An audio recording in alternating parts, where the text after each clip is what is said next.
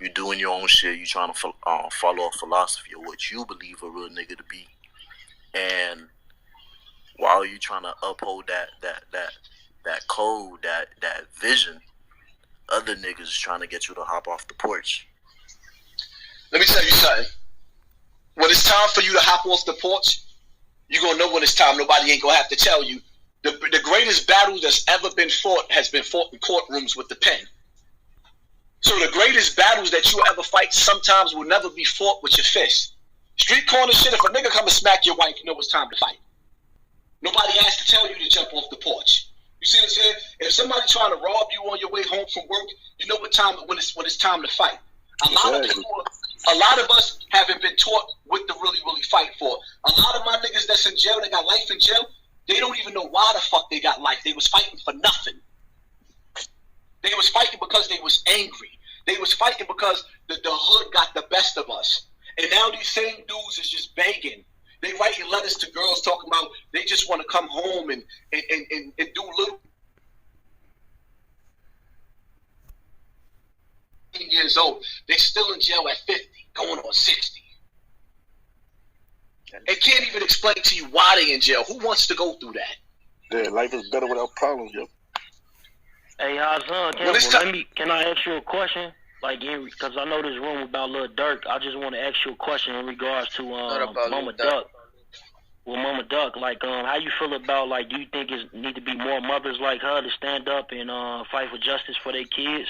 Fight for justice? I think Mama Duck is a fucking failure. I think she's a failure. She got 5 kids that died in the street. Man. Nah. We gotta at least be some grievance. Listen.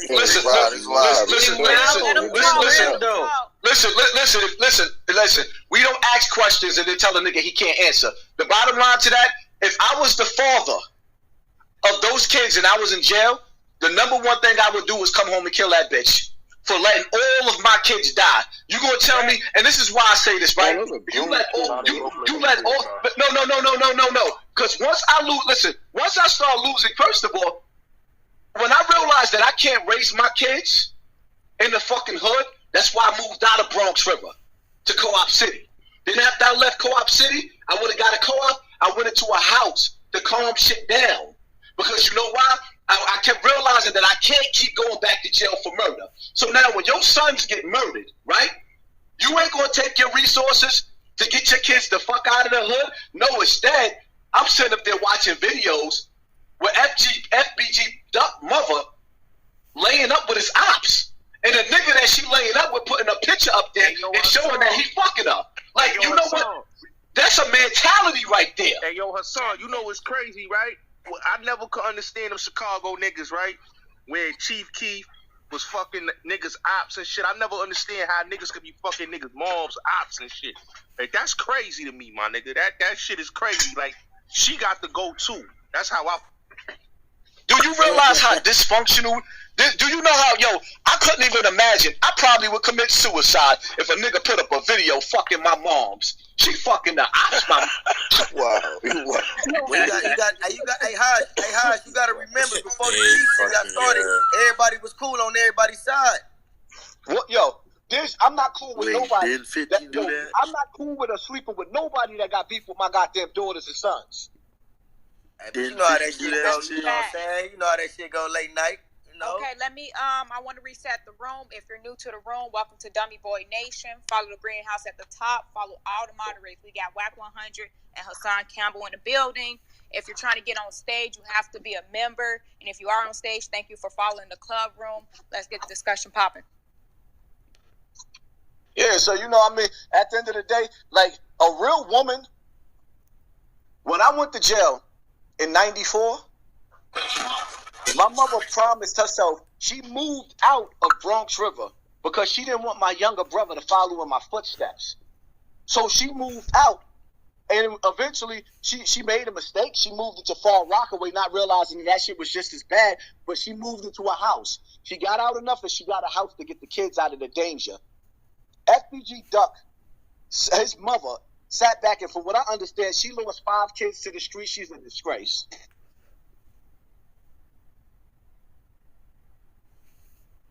God damn. I agree with you on that shit. When I see you dressed up, when I see you fly, She always dressed to impress. That means you decided to spend money on your fucking clothes instead of moving. Hit that like button and subscribe. for the kids. But you gotta still think about, you know what I'm saying, what people be going through, you know what I'm saying? You never know situations out here. Listen, what I do know is she was supposed to make sure that she raised her kids, because you got people in Chicago that ain't lose not one kid that live in the hood. All her kids was a magnet to that gangster persona, and the nigga that she fucked, right, was an ignorant nigga putting her on blast. So that showed you that she was a hood booger. FBG Duck mother's a hood booger. Fuck that shit, Hans. A straight up hood booger. Bro, hold on. Fucked up. Straight up hood booger. Wow, boy. How can we be sympathetic towards males that are victim of the system, but you can't be sympathetic towards this woman who's a victim of the system as well? No. She knew better, bro. Listen, Exactly. I'm not sympathetic to no grown ass woman that's fucking my son ops. I'm not sympathetic to that. She's a grown woman. She know what she doing. She fucking the same niggas that's riding on her son. And then the nigga put her on the internet and put him on blast. She's a hood booger. I gotta check that video out. All she doing now is using her son for fame so she could get internet stardom now. She's disgusting. Yo, Hassan. She should have used that voice after she lost the first son. Now all of a sudden, like, yo, how many more, like, I would never put a kid in that bitch. They gonna die. Hey, yo, Hassan, I got a question for you. Around that time, see, I've been a fan of yours for years. Back then, when you said there was so many people trying to break up your family, how people disrespected Hassan Campbell Jr., I've been a fan of yours ever since people made fun of you about the whole African Bambala stuff. How can you and still be a YouTuber, go through the things that you've been through? Like, I've been watching your stuff. I even inboxed you on IG before. Like, you one of the realest ones on YouTube, period. How do you go through the things that you've been through in your life and still got a smile on your face? Yo, honestly speaking, that's a good question. I cry. Like, let me tell you something, man. I don't give a fuck what nobody say. I cried so much. Like, I just finished crying. I got off my live, and you know what I mean? Y'all kind of helping me clear my mind a little bit. I got off my live. My aunt called me on the phone, and she just told me that my uncle died. So right before I called in. I mean, I clicked in. My uncle just died. Now that's not even the worst part about it, right? Because his daughter, my cousin Angie, two of her daughters just died in a car accident, and one of their kids. It was 4 people that died in that car. So right now they down south. They just finished burying her daughters. So now my cousins is in the room with her trying to figure out how to tell her that her daddy just died. He died in the chair. This is my mother's oldest brother. So he just dropped dead. My mama just died last year. So we've been like, let me tell you something, man. I cry so much sometimes you can't even cry no more. And when they tell you that a man ain't supposed to cry, that's not true, because God wouldn't have gave you tears. Yeah, I agree. I had the same situation earlier this year. Hey, my condolences, Hassan. Hit the like, comment, and subscribe.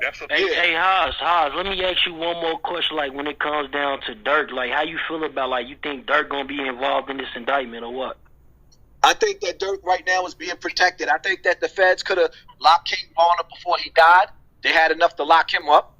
I think they could have locked FBG Duck up. They let him stay out there.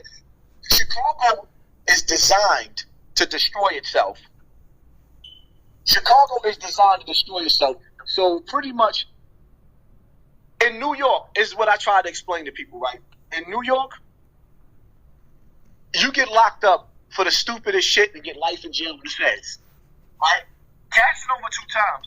The shit that they locked him up for wasn't even worth locking up. They got him for posting a gun. He posted a gun up. You getting him for weed. He didn't get caught with the gun. You trying to get him for weed. He got locked up just because he know niggas, right? King Von, they can name at least 13 people that he murdered and shot. Murders and attempted murders. Where he did it at, like that girl K.I., right? Everybody knows all of the bodies. I've never in my life seen people who knew, like, yo, he killed all of these people. It used to be a mystery when somebody got murdered. Everybody knows who killed who in Chicago, which means the feds know too, and it's on the internet. So all of them niggas should have been locked up a long time ago under the RICO Act. So that's why you know that Dirk is pretty much out here to do the devil's work. And that drill music is poison. Hey, yo, Haas, they protected in Chicago, Haas. Hey, but look, Whack 100, you know what I'm saying, he got a relationship with Dirk. Like, I know he feel, you know what I'm saying, a different type of way about it, I'm pretty sure. Well, I mean, everybody's entitled to their feelings, but you got to understand something. I see things for what they are, not what they appear.